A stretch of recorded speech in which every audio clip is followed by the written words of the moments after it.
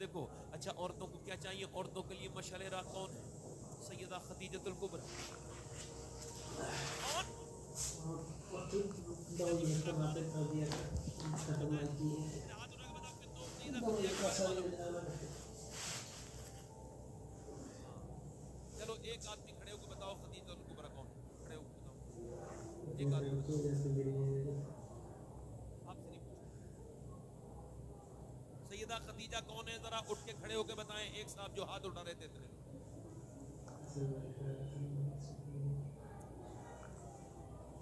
हैं? हाँ। कितने साल हुजूर के निकाह में नहीं?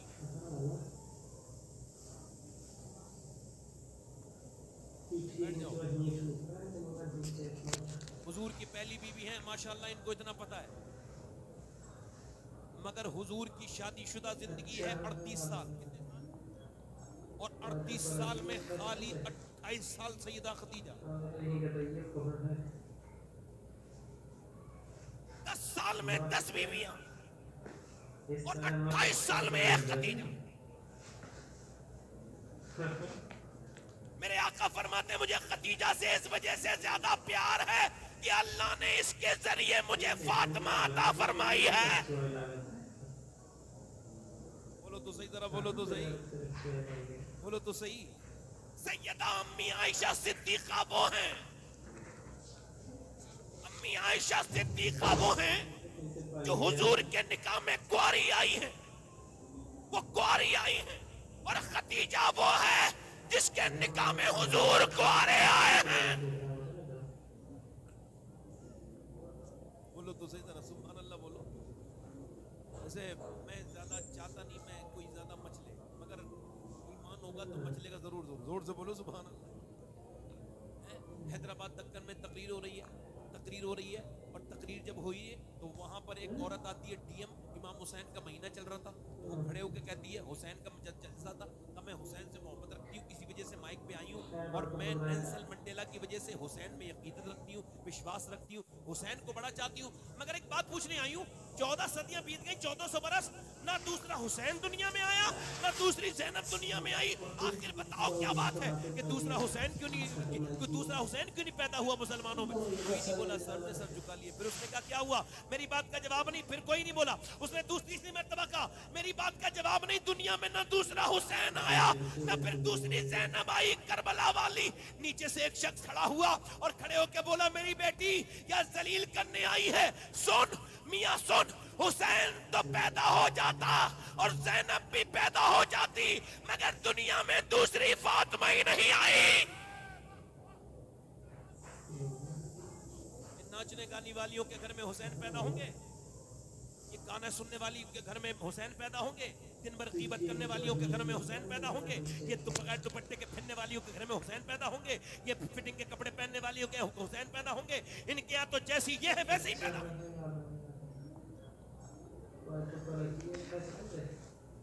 ना बाप नमाज पढ़े ना माँ नमाज पढ़े, बेटे को नमाजी बनाने चले। जरूरत ही नहीं किसी को नमाजी बनाने की। बाप अगर नमाजी बनता है तो बाप बेटा खुद अपने बाप को देख के नमाज पढ़ना शुरू करता है।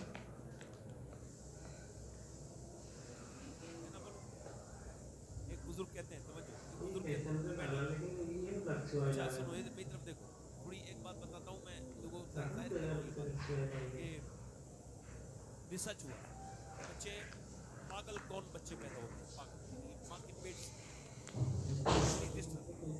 कौन बच्चे होते हैं? इस पर रिसर्च हुआ 28 साल। कितने साल? और 28 साल के बाद हार्वर्ड यूनिवर्सिटी ने ये कहा ये वो बच्चे हैं जो अपनी माँ के पेट में थे। 80% ये यूं पागल हो गए कि जब ये माँ के पेट में थे तो बाप ने प्रेग्नेंट मोमेंट में बीवी को मारा, उस पर जुल्म किया हालत हमल में। अब वो मार तो रहा था अपनी बीवी को, असर बच्चे पर हो गया। अब वो बच्चा जब पागल पैदा हो गया ना, अब वो लखनऊ दिखाए, दिल्ली दिखाए, बम्बई दिखाए, अब कहीं भी दिखा ले, अपने की का कोई इलाज नहीं। अब मुझे बताएं आप इस बेवकूफ को ये पता नहीं कि बीबी प्रेग्नेंट है, उस पे हाथ उठा रहा है। मगर मेरी तरफ देखो जरा, बताओ जब डॉक्टर के पास औरत जाती है तो डॉक्टर कहता है तुम ये चाहती हो बच्चा ताकतवर हो तो ऐसा करना, ज्यादा ताकत बढ़ेगी, आयरन की चीज खाना, यानी सेब खाना, आयरन उसके अंदर है, तुम सेब खाओगी तो उसके आयरन बढ़ेगा, अगर बादाम खाओगी तो आयरन बढ़ेगा, अगर तुम ये चाहती हो विटामिन डी बढ़े तो अमरूद खाना, अगर तुम ये चाहती हो विटामिन सी बढ़े तो तुम ऐसा करना कि अनार खाना, जो है वो अमरूद खाना तो विटामिन डी बढ़ेगा, और अगर तुम खाओगी नींबू तो ज्यादा विटामिन सी बढ़ेगा। मुझे बताओ अल्लाह का बनाया हुआ सेब, संतरा, अनार, अमरूद, अगर बादाम माँ खाए तो बच्चे पे असर हो जाए और बाप माँ को मारे तो बच्चे पे असर हो जाए, तो क्या अल्लाह का कुरान माँ पढ़ेगी तो बच्चे पे असर नहीं होगा? अब उसने तो कुरान रख दिया छुपा के, माँ ऊपर रख दिया, मियाँ का ताबीज बड़ा अच्छे से बन रहा है, तो ताबीज का मसला नहीं, मैं भी ताबीज करता हूँ, मेरे अब्बू भी करते, मगर ताबीज का एहतराम है, मगर कुरान का कोई एहतराम नहीं। कुरान को छुपा के रख दिया। अरे कुरान का अल्लाह कहता है तो सूरह यासीन पढ़ ले, शाम तक मेरी हिफाजत में। तूने क्या किया? कुरान तोड़ के रख दिया, कुरान तोड़ के, ना माँ कुरान पढ़े, ना बाप कुरान पढ़े, ना बाप कुरान पढ़े, ना माँ कुरान पढ़े। आपको पता है जब माँ बाप कुरान नहीं पढ़ते तो बच्चे कहाँ से कुरान पढ़ेंगे? एक बुजुर्ग कहते हैं मेरी माँ रोटी बना रही थी, रोटी बनाते बनाते बनाते बनाते मेरी माँ ने मुझसे कहा नमाज पढ़ने जा। कहते मैं 10 साल का हो गया था, मैंने नहीं, फिर मेरी माँ ने कहा नमाज पढ़ा, फिर मैं खेल में लगा रहा, मैं बच्चा था, मैंने सुनी कर दी, फिर मेरी माँ बोली नमाज पढ़ने जा, फिर मैं नहीं गया, फिर मेरी माँ बोली जाता है कि नहीं जाता है, मैं नहीं गया। वो उठी, उठने के बाद वो जब उठी तो रोटी वोटी गिर गई उसकी, और उसने जोर से चिमटा वाला, रोटी वाला चिमटा मेरे सर में मारा, और वो लोहे का सर मेरे अंदर घुस गया और मेरे खून निकल लगा। मैं कांप के अम्मा अब नमाज ना जा रहा हूँ, मैं नमाज को गया, उसके डर से कहता है फिर मैं नमाज कभी छोड़ी नहीं मैंने, मैं बूढ़ा हो गया, मेरी माँ इंतकाल करने वाली थी, मैंने पूछा अम्मी ये बताओ बचपन में मेरे सर फाड़ा था, एक बार रोटी फेंक दी थी आपने, क्यों? तो मेरी माँ ने कहा था मेरे लाल मुझ पे रोटियां बनाना फर्ज नहीं था, तुझे नमाजी बनाना फर्ज था। नमाजी। अब बाप घर में आया है बेवकूफ, तो घर में भी गेम खेल रहा है, फेसबुक चला रहा है, बच्चे खेलना चाहते हैं, बाप बच्चों को अहमियत नहीं दे रहा है, ये अल्लाह की तरफ से खिलौने। अरे कोई वीडियो गेम के बच्चों से प्यारा हो जाएगा? बोलो तो सही जरा यार, बदतमीज बच्चों के साथ नमाज नहीं अर्ज कर रहा हूँ, लड़कियां उसको मुश्किल बनाए, सैयदा फातिमा को बनाए, खातून जन्नत को बनाए। खातून जन्नत वो है औरत एक माँ होती है, माँ, औरत माँ होती है, बेटी होती है, बहन होती है, इधर देखो, बहन होती है, माँ होती है, बीबी होती है, बेटी होती है, ठीक है। और फातिमा तो ज़हरा को जिधर से देखोगे लाजवाब,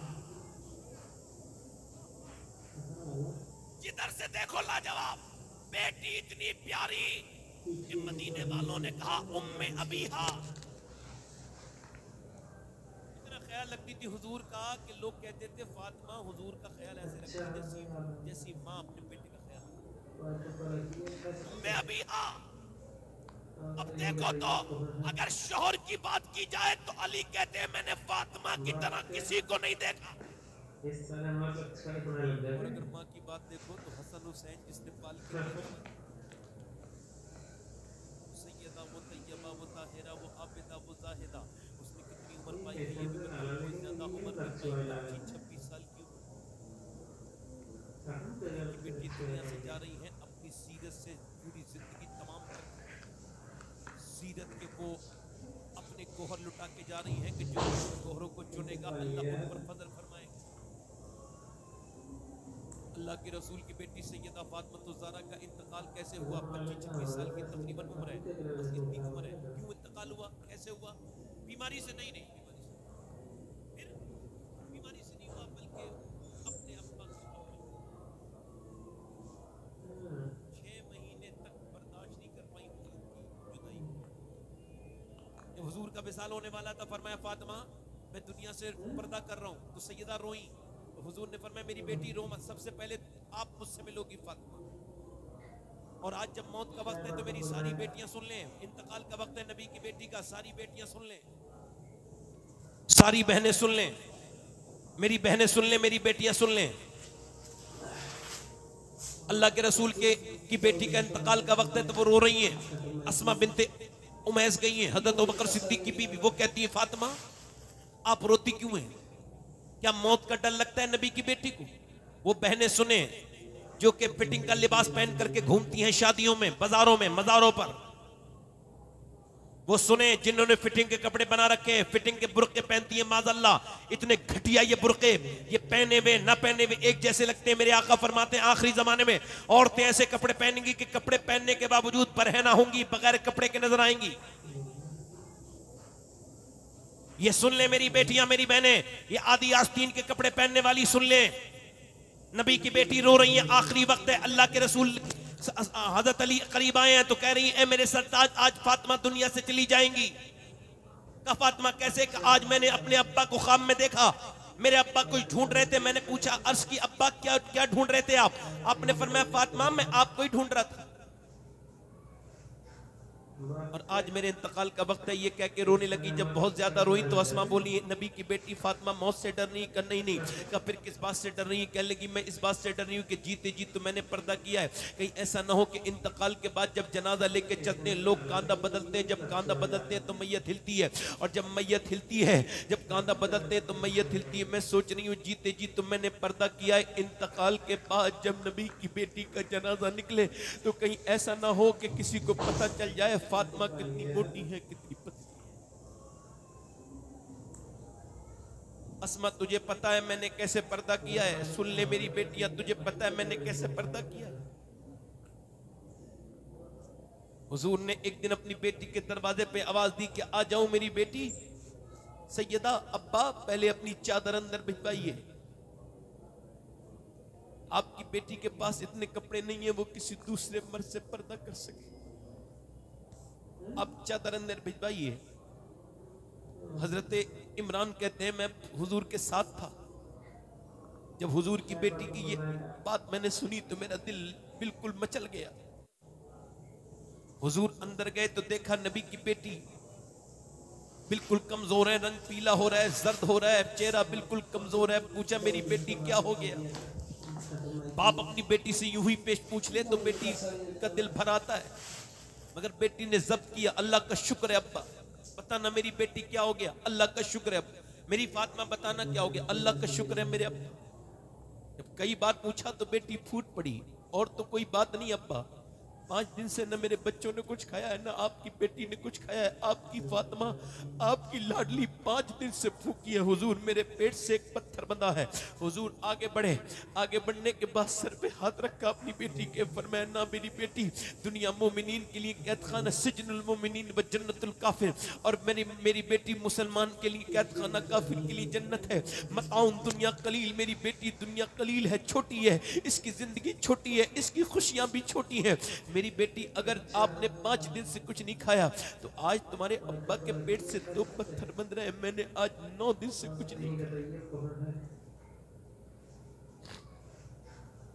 मैंने आज 9 दिन से कुछ नहीं खाया। कयामत के दिन होगा, नबी की बेटी होंगी और ये बेटियां भी होंगी सारी, पूछेंगी फातिमा ज़हरा कि मेरी तो चादर पे 72 पामत लग गए थे, मगर मैंने ऐसा पर्दा किया, ऐसा पर्दा किया कि बरेली का इमाम कहता है जिसका आंचल न देखा मोह मेहर ने, उस रिदाए नजाहत पे लाखों सलाम। सैयदा ज़हरा तैयबा ताहिरा, किससे पूछो किसके पीछे जाओगी? बंबई की ये बेगैरत औरतें जिनके वजह से तुमने कपड़ों के गले बड़े बनवा लिए, जिनकी वजह से तुमने फिटिंग के कपड़े पहन लिए, मेरी बेटियों ये तो सब तुम्हें जहन्नम में लेके जाएगी। कहाँ जाओगी? अगर नबी की बेटी ने पूछ लिया कयामत के दिन तो क्या जवाब दोगी कि मेरे पास तो कपड़े फटे हुए थे, तेरे पास तो अलमारियां की अलमारी भरी थी, मगर तू दुनिया के फैशन की वजह से पागल हो गई।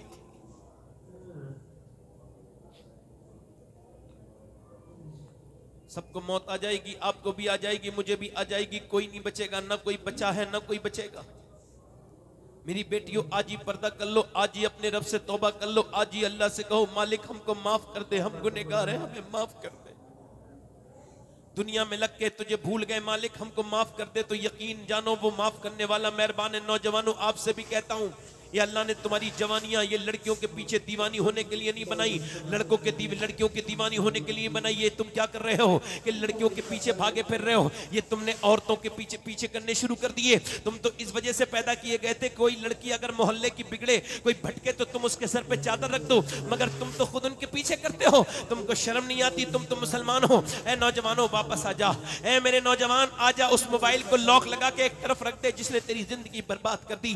वो मोबाइल अपने पास से अलग हटा दे जिसने तेरी गंदी तस्वीरों के बाद तेरी नियत गंदी कर दी। बिल्कुल फेंक दे उस मोबाइल को। तू इस वजह से पैदा नहीं हुआ है मेरे भाई, मेरे दोस्त। तू किसी लड़की का आशिक बने, किसी औरत का इश्क लड़ाए। नहीं, तू किसी औरत से इश्क लड़ाने के लिए पैदा नहीं, तू तो आमना के लाल की मोहब्बत के लिए पैदा किया गया है। तू तो मदीने वाले की मोहब्बत के लिए पैदा किया गया है। तू अपनी जिंदगी को समझ, तू वापस पलट के आ।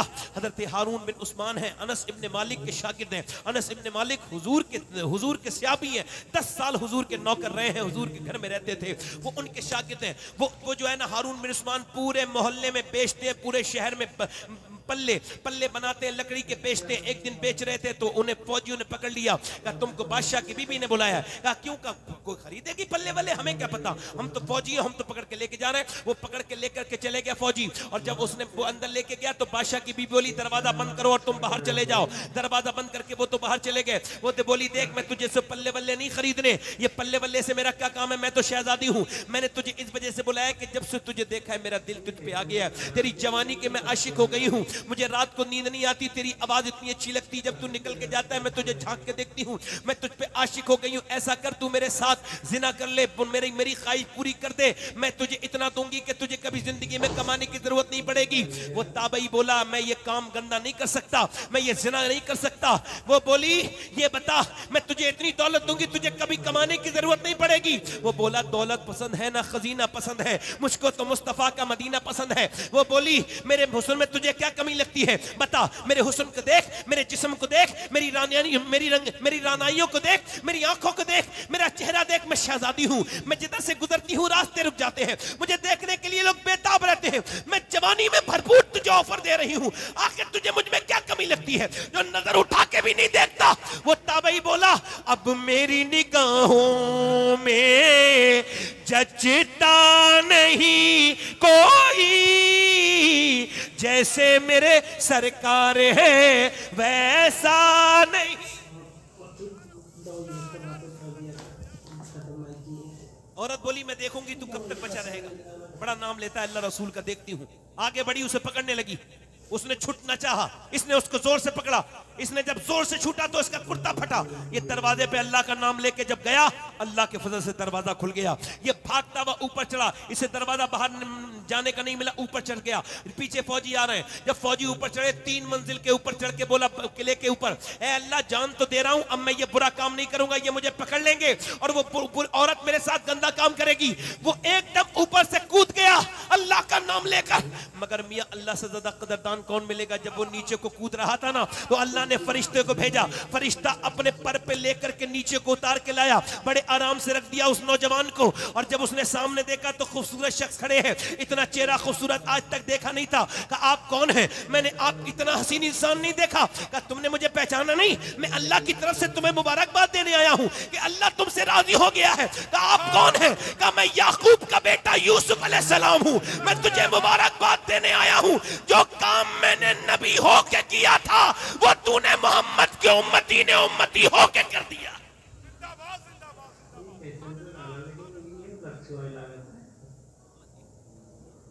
आजा तुझे सीने से लगाऊं। सीने से लगा लिया, ऐसा सीने से लगाया, फिर जिस्म से कभी खुशबू नहीं गई है। हारून बिन उस्मान इंतकाल हुआ तो कब्र के अंदर, कब्र की मिट्टी से खुशबू। जरा जोर से तो बोलो मोहब्बत करे तो कोई, मगर आज याद रखो, आज तौबा कर लो। जो कुछ भी किया है तुमने सब अल्लाह देख रहा है। मैं देख बता रहा हूँ आपको, ना गरीब को छोड़े ना अमीर को छोड़े। मौत बड़ी सख्त है। आपको बताऊँ, एक उंगली टूट जाती है, तकलीफ हो जाती है, मगर जब मौत आएगी ना तो सारे हिस्से तोड़ देगा इजराइल। 360 जोड़ तोड़ के रख देगा एक बार में। मौत कितनी सख्त है आपको बताऊँ। ईसा अपनी माँ की कब्र पे गए, जाके बोले माँ मरियम मैं जिंदा कर लेता हूँ मुर्दे, तू कहे तो तुझको जिंदा करूँ। मेरी माँ अब मैं मुर्दे जिंदा करता हूँ। कब्र पे जाके खड़े हुए तो अंदर से आवाज आई मरियम, जिसकी पूरी सूरह कुरान में मौजूद है। आवाज आई, ए मेरे ईसा ऐसा न करना, रूह निकलते वक्त जो तकलीफ हुई है उसका एहसास अभी देखो। हम कौन है? हम मौत से नहीं डरते। अमीरों को छोड़े, न गरीबों को छोड़े, न बादशाहों को छोड़े, न फकीरों को छोड़े। जाओ नौजवानों, अपनी जवानी पे गुरूर करने वालों, जाओ जा करके बस्ती जाओ, खलीलाबाद जाओ, वहां के पोस्टमार्टम हाउस में सुबह से लेकर शाम तक खड़े रहो। देखो कितने जवानों को बीच में से चीर के रख देते हैं लोग, चीरने वाले पोस्टमार्टम हाउस में कितने रख देते हैं, चीर के चीरने वाले। अल्लाह के रसूल फरमाते हैं बद्र के मैदान, अल्लाह के रसूल फरमाते हैं अराफात के मैदान में अल्लाह मेरे सहाबा पे फख्र फरमाता है, और बिलखुसूस मेरे उमर पे फख्र फरमा रहा है, मेरे बिलखुसूस मेरे उमर पे फख्र फरमा रहा है। अल्लाह के रसूल ने फरमाया मेरे बाद अगर कोई नबी होता तो उमर होता, अगर मेरे बाद कोई नबी होता तो। वैसे मैं एक बात बताऊं, ये उठने बैठने का माहौल में रहने नहीं देता। आज मैंने कुछ कहा नहीं, उसकी वजह सिर्फ एक है, उसकी बैठे रहना, इनकी बातों में मत। शैतान का कोई अभी चेहरा बना नहीं है, तो नेक काम से उठा के ले जाए वो शैतानी हो सकता है। तो जो है कि नहीं, जो हुजूर की महफिल से उठाए बंदे। आखिरी बातें करो, डरो मौत से, कब्र से डरो, तन्हाई से डरो कब्र की। डरो मेरे दोस्तों, याद करो उस दिन को नौजवानों, जब मौत आएगी और जब तुम्हें उतार दिया जाएगा। उमर फारूक आजम, मेरे आका ने फरमाया अगर मेरे बाद कोई नबी होता तो उमर होता। हुजूर ने फरमाया अगर मेरे बाद कोई नबी होता तो उमर होता। फरमाया मेरे उमर को देख को शैतान रास्ता बदल लेता है। जब मेरा उमर ईमान लाया तो आसमान के फरिश्तों ने जमीन के मुसलमानों से ज्यादा खुशियां मनाई कि आसमान के फरिश्तों ने एक दूसरे को मुबारकबाद दी कि भाई मुबारक हो, उमर ईमान लेकर के आ गए। कौन उमर? अल्लाह अकबर, वही उमर फारूक आजम जिसने आधी दुनिया में इस्लाम का झंडा फहराया था, वही उमर जिसने आधी दुनिया को फतह किया था, उसी उमर फारूक आजम की बात कर रहा हूं। जब इंतकाल का वक्त करीब आया तो आपके जब चाकू मारा अबू लुलु फिरोज ने तो आप जमीन पे तशरीफ ले आए। एक दो दिन गुजरे, आंतें फट गई थी, जब दूध पीते थे तो आंतों के जरिए निकल जाता था। मौत का वक्त करीब आया तो अपने बेटे हजरत अब्दुल्ला से बोले ऐसा करो बेटे, मेरा सर जमीन पे रख दो, नहीं रखा। अब मेरा सर जमीन पे रख दे, अब्दुल्ला नहीं रखा, जानू पे रख दिया। मेरा सर जमीन पे रख दिया जब सर, तो आपने अपने चेहरे को खाक में लगाया और खाक मदीने की लगाने के बाद कहने लगे मालिक, लोग कहते हैं उमर ये है, उमर वो है, उमर बादशाह है, उमर ये, मगर उमर तो तेरी बारगाह का मोहताज है। अगर तूने आज उमर पे फजल न किया तो उमर बर्बाद हो जाएगा, अगर उमर पे फजल न किया तो उमर बर्बाद हो जाएगा। हजरत अली के जब तलवार मारी गई, जब आपके जिस्म में तलवार मारी गई तो आप उस वक्त में हाथ उठा के दुआ करने लगे, ऐ अल्लाह अली को बख्श दे, अली के अमल बहुत थोड़े हैं, अली अमल नहीं कर सका। क्या अली अमल नहीं कर सके या हम अपनी गफलत की वजह से अमल नहीं कर सकते? हमारी जिंदगियां तो बर्बादी की तरफ चलती चली जा रही हैं। पूरे पूरे दिन, पूरी पूरी रात हम पूरी जिंदगी गुजार दी, अल्लाह को याद नहीं करते, कभी नेक काम नहीं करते, माँ बाप की नाफरमानियां करते हैं। वो लोगों अपने अल्लाह से तौबा कर लो, उससे कहो मालिक माफ कर दे, तो वो माफ करने वाला मेहरबान है। एक आंसू में सारी जिंदगी की गुनाह माफ कर देता है। मूसा की कौम पे बारिश नहीं हो रही थी, जब मूसा की कौम पे बारिश नहीं हो रही थी, लोगों ने कहा जानवर मरने लगे, औरतें बच्चे भूखे हैं, दुआ करो। मूसा गए, 20-25 हजार का मजमा दुआ कर रहा है, मूसा दुआ कर रहे हैं बारिश कर दे अल्लाह। अल्लाह ने फरमाया नहीं करूंगा बारिश। तेरे मजमे में एक आदमी ऐसा खड़ा है जो 40 साल से गुनाह कर रहा है, उसने तौबा नहीं की आज तक, उसी की वजह से बारिश नहीं हो रही तेरी बस्ती पर। मूसा बोले कौन है 40 साल से गुनाह कर रहा है, अभी तक तूने तौबा नहीं की है? अब जो गुनहगार था उसको तो खबर हो गई ना। मूसा बोले निकल जा नीचे को, तेरी वजह से बारिश नहीं हो रही, उतर जा पहाड़ से नीचे। अब 20,000 से नीचे उतरेगा कितनी शर्म महसूस होगी। मूसा बोले निकल जा, तेरी वजह से बारिश नहीं हो रही है, कौन है? निकल जा। वो नहीं निकला। मूसा बोले मैं नाम ले दूंगा, अल्लाह से पूछ कर तेरा नाम बता दूंगा। अब तो मियाँ वो जोर जोर से हल्के हल्के रोने लगा, सिसकी लेके बोला मालिक माफ कर दे। हम अगर वो हल्के रोया किसी को पता ना चले, हुजूम गम में भी तौहीन ज़ब्त गम न हुई, हम इस एहतियात से रोए कि आंख नम न हुई। रो के बोला मालिक मुझे माफ कर दे, मैं अगर आज नीचे उतरूंगा तो कहीं का ना रहूंगा। अगर मेरे जैसा गुनहगार कोई नहीं तो तेरे जैसा करीम कोई नहीं, अगर मेरे गुनाहों की कोई हद नहीं तो तेरे करम की भी कोई हद नहीं। मैं कमजोर हूँ, तू ताकतवर है मौला, मैं अपना काम ठीक से नहीं कर पाया, पूरी जिंदगी मैंने गुनाह किए, मुझे माफ कर दे मेरे रब मुझे माफ कर दे, देख अगर मैं नीचे जाऊंगा तो बिल्कुल रुस्वा हो जाऊंगा। ऐसे टप टप टप टप आंसू गिरे कि उसके आंसुओं के साथ बारिश भी शुरू हो गई, खूब मूसलाधार बारिश हुई। सब चले गए, मूसा नहीं गए पहाड़ से। मूसा कहने लगे मालिक तूने बारिश क्यों कर दी? अल्लाह ने फरमाया जिसने मुझसे तौबा नहीं की थी अब मुझसे उसने तौबा कर ली है। पहले उसी की वजह से बारिश नहीं हुई थी, अब उसी की वजह से बारिश हो रही है। मूसा बोले मालिक उसका नाम तो बता दे। अल्लाह ने फरमाया मूसा जब वो गुनहगार था तब नाम नहीं बताया, अब तो उसने तौबा कर ली है। क्या नाम? कभी हम में तुम में भी चाह थी, ए मेरे दोस्तों तौबा कर लो। वो कहता है बस एक तन्हाई का आंसू, ये सैयद साहब तशरीफ रखते हैं, बस एक तन्हाई का आंसू। काय का आंसू? वो कहता है इतना रोले बस कि तेरी आंख का आंसू ढलक के तेरे गाल तक आ जाए, मैं सारे गुनाह इसी से माफ कर दूंगा। उससे तौबा कर, उससे कहो मालिक के माफ कर दे, वो माफ करेगा। आओ उस नबी के नाम पर कौन कौन गर्दन कटा देगा जिसने मियाँ पेट पे पत्थर बांध बांध के तुम्हें दुआएं दी हैं? हाथ उठा, कौन कौन गर्दन कटा? दोनों हाथ ऊपर, दोनों हाथ ऊपर उठाओ। कौन कौन हुजूर के नाम पे गर्दन कटा देगा? दोनों हाथ ऊपर। जो गर्दन कटा सकता है वो कुछ भी कर सकता है ना, कुछ भी कर सकता है ना। अब एक दूसरे की तरफ ना देखना, मुस्कुराना नहीं, मुस्कुराना नहीं, नीचे मुस्कुराना नहीं। कितने लोग ऐसे हैं जो गर्दन भी कटा देंगे और आज से हुजूर के नाम पे पूरी दाढ़ी भी दिखा लेंगे। इस महफिल में खड़े हो जाएं, खड़े हो जाएं, खड़े हो जाएं। जो दाढ़ी रखाएं वो खड़े हो जाएं, खड़े हो जाएं। जहां भी हैं वहीं से खड़े हो जाएं। आ जाएं, बाहर निकल के आ जाएं, बाहर निकल के आ जाएं। यहाँ आ जाएं, यहाँ ऐसे ये साफ सर पे हाथ रखेंगे आप। आ जाओ। 100 शहीदों का सवाब है, हर नबी के दाढ़ी, हर वली के दाढ़ी। आ जाओ। कौन कौन है आशिक रसूल जो सुन्नत रसूल रखा है और कहे आज तक जिया था सभी के लिए, आज से जीऊंगा नबी के लिए? इधर आ जाओ, इधर आ जाओ। और कौन है आशिक रसूल? नौजवान हमारे यहीं पे खड़े हो जाओ, यहीं पे खड़े हो जाओ, यहीं पे खड़े हो जाओ बेटे। माशाल्लाह सबसे पहले खड़े हुए, अल्लाह बरकत दे। यहीं पे खड़े हो जाओ। 100 शहीदों का सवाब है एक दाढ़ी में। कौन आशिक रसूल है? इधर खड़े हो जाओ बेटे। माशाल्लाह ये भाई हमारे दाढ़ी रखाएंगे जितने भी हैं, ये सोच समझ के आ रहे हैं भाई साहब। और कोई आशिक रसूल है इस महफिल रसूल में? कोई और है? ए भाई अभी खड़े मत हो। अच्छा एक बात बताऊं, लोगों को बिल्कुल भी एहसास नहीं है कि बंदा ये जो आया है, ये इसके सामने इतनी देर तकरीर की है तो थोड़ी देर इसकी बात ना माने तो कम से कम बैठे तो रहे। अब डीएम की बैठ जाओ, एक जल्दी आ जाओ, जल्दी आ जाओ, आ जाओ, जल्दी आ जाओ।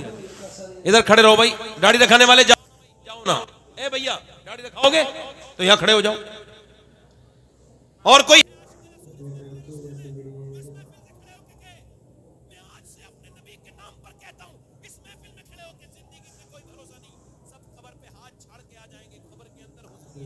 सरकार ही तुम्हारा बेड़ा पार करेंगे। और है नबी का आशिक तो आज नबी की सुन्नत पर अमल करे, खड़ा हो जाए वो आशिक। और कोई आशिक रसूल है इसमें?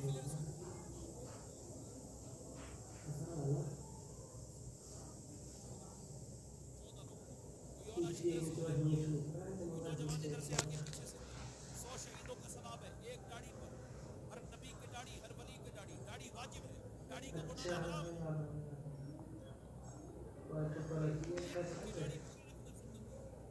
कोई आशिक रसूल और है इस महफिल में? कोई और आशिक रसूल है? इस तरह मतलब छड़ होने लग जाते हैं।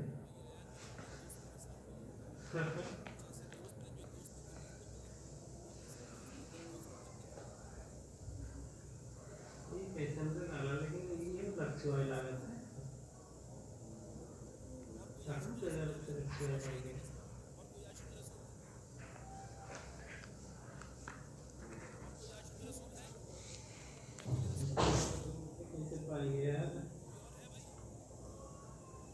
और इसमें फिल्म में इतने लोगों में कोई है? एक बार और कहता हूँ,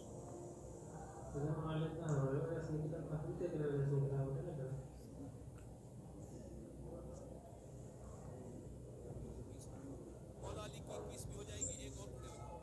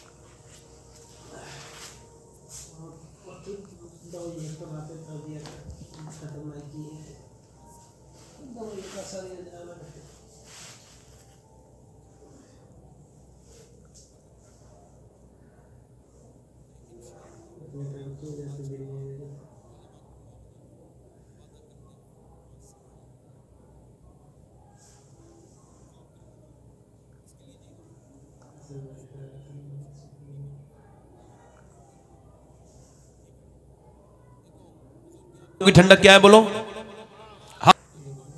कौन बढ़ेगा? दोनों हाथ उठा के बताओ। नमाज पढ़ेंगे इंशाल्लाह।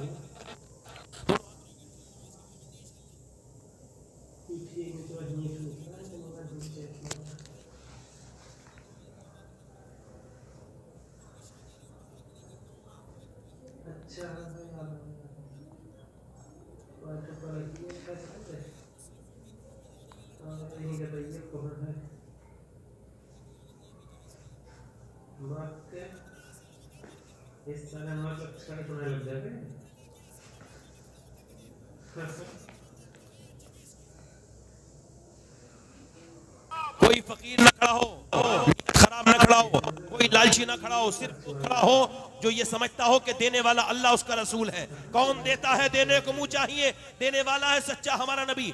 वो लड़के खड़े हो जाएं जो बगैर नियत करें महफिल में हुजूर की, जो बगैर जहेज के शादी करेंगे, वो खड़े हो जाए।